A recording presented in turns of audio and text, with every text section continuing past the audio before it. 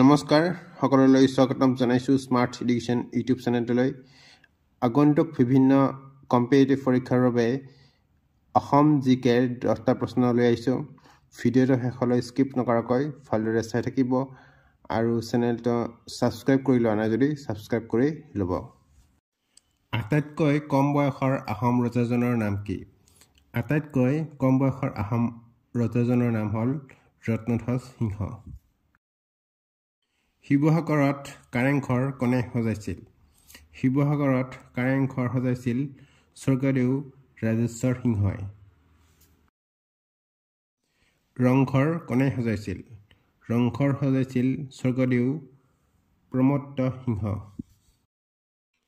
আহোম আৰু মোগলৰ মাজত হোৱা শেষ ৰণখনৰ নাম কি আছিল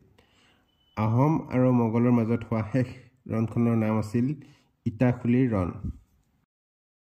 আহোমৰ প্ৰথম ৰাজধানী ক'ত আছিল আহোমৰ প্ৰথম ৰাজধানী আছিল চৰাইদেউত আহোমসকল কোন ভাষাত কথা পাতিছিল আহোমসকল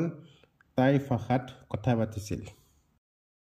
অসমৰ কোন ৰজাই গুৱাহাটীত কামাখ্যা মন্দিৰ নিৰ্মাণ কৰিছিল অসমত নৰনাৰায়ণে গুৱাহাটীত কামাখ্যা মন্দিৰ নিৰ্মাণ কৰিছিল কোনজন অসমীয়াই ব্ৰিটিছৰ বিৰুদ্ধে প্ৰথম বিদ্ৰোহ ঘোষণা কৰিছিল কমধৰকৰে